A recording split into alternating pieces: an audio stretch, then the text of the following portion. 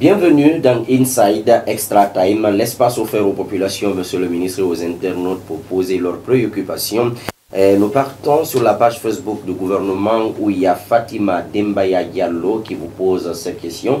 Elle souhaite savoir le nombre de sociétés privées évoluant dans la pêche et leur apport dans les recettes effectives du budget de l'État. Alors, pour l'année 2016, nous avons pu aligner des navires au compte de 9 sociétés guinéennes, bien sûr. Donc, c'est le nombre que nous avons actuellement. Et je vous ai parlé tout à l'heure de la mobilisation de 34 milliards pour le compte du Trésor public.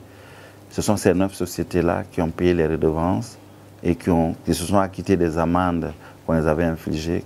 C'est ça qui a donné ce montant-là. Donc, leur contribution est justifiée par ce montant.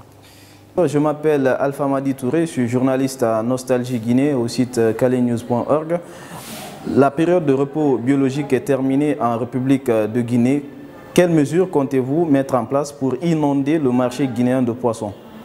D'abord, c'est la relance de l'activité de pêche. Donc, ça veut dire que les bateaux industriels reviennent donc en activité, ce qui va davantage contribuer à alimenter de façon importante le marché local, en plus de ce que la pêche artisanale offre déjà.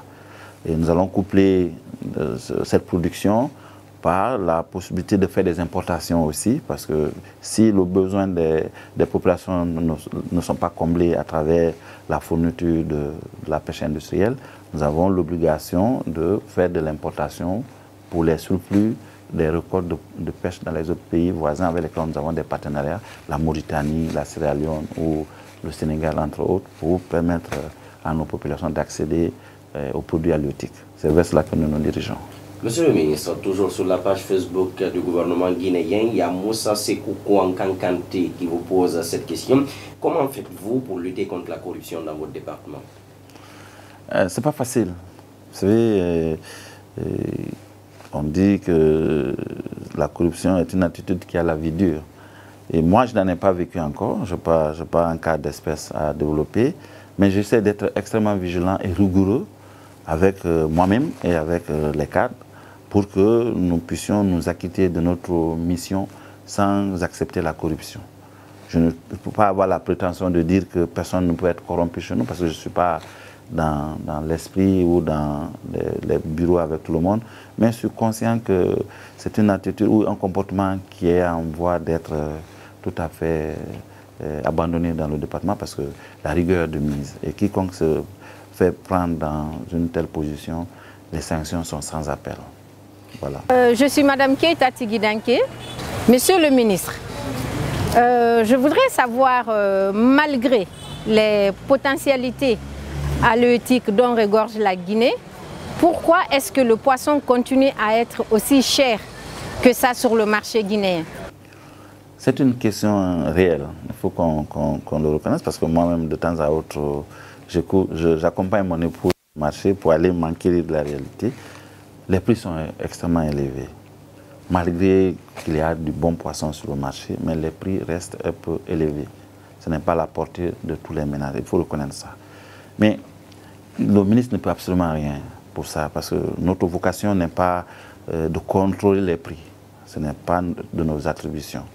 Mais nous devons créer un environnement qui puisse favoriser un ravitaillement cohérent du marché, ce qui pourrait permettre la dynamique entre l'offre et la demande, favoriser une baisse des prix. Mais nous constatons que ce n'est pas le cas et le gouvernement est actuellement en train d'explorer plusieurs pistes. Est-ce qu'il faut procéder à de la subvention ou à un prix plancher qu'il faut imposer? Donc tout est sur la table pour permettre à nos populations d'accéder facilement aux produits halieutiques qui, du reste, est extrêmement à la portée de notre pays parce que nos ressources sont abondantes et nous avons les espèces les plus prisées au monde. Mais n'ont pas pour l'instant le mécanisme qui permette de mieux maîtriser les prix. Mais on est en train d'explorer plusieurs pistes pour voir comment nous pourrons parvenir à cela.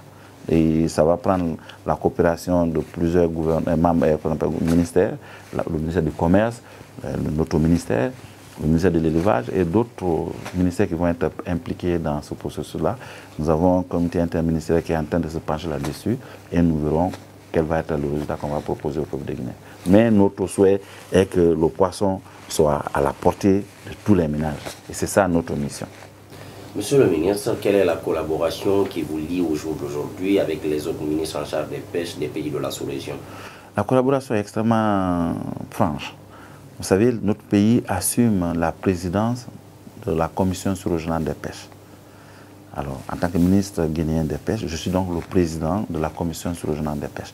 C'est vrai, cette institution, des moments un peu difficiles, compte tenu du fait que depuis 4 ans, il y a le problème du secrétariat permanent qui se pose, mais nous sommes sur le point de régler ça. Et la collaboration entre nos pays est tout à fait appréciable. Vous avez certainement appris ces derniers temps qu'on a pu mettre en commun des moyens pour surveiller nos eaux, et ce qui a permis le raisonnement de bateaux chinois dans les eaux territoriales guinéennes. Donc, c'est vous dire que cette collaboration, cette coopération se porte bien. Bon, c'est vrai, il y a toujours place à amélioration, mais nous sommes en parfaite harmonie avec nos partenaires de la sous-région. On communique beaucoup. Et actuellement, d'ailleurs, nous sommes à la préparation de la conférence de Lomé qui va porter sur la sécurité en mer. Donc, c'est vous dire qu'avec nos voisins de la sous-région, nous communiquons, nous échangeons les informations et nous avons une stratégie commune de lutte contre la pêche INN. Monsieur le ministre, votre mot de la fin. Mon mot de la fin, c'est d'abord de remercier les Guinéens et de les exhorter à observer l'ensemble des lois qui sont contenues dans le Code des pêches. Qu'on soit plus vigilant, parce que nos eaux sont les plus riches dans ce monde en termes de dotation en produits halieutiques. Si elles sont mieux utilisées, elles sont mieux exploitées, nous pouvons tirer notre épingle du jeu, aller trouver des ressources pour l'État, pour accompagner le développement économique de notre pays. Mais si on dilapide ces ressources, si on n'en fait pas une exploitation durable, il va sans dire que nous aurons que nos yeux pour pleurer. Et dans un an, dans plusieurs années, les acteurs de la pêche n'auront plus d'espèces à pêcher dans nos eaux. Et ça sera vraiment une sorte de catastrophe pour notre pays. C'est pourquoi j'exhorte tout le monde à observer la vigilance et à être un peu plus prudent dans l'organisation de la pêche. Et c'est vers cela que le ministère s'emploie. Je vous remercie pour m'avoir donné cette opportunité. Merci à vous, monsieur le ministre. C'est moi qui vous remercie. Mesdames et messieurs, c'est la fin de cette rubrique Inside Extra Time. Je vous donne rendez-vous la semaine prochaine pour un autre numéro.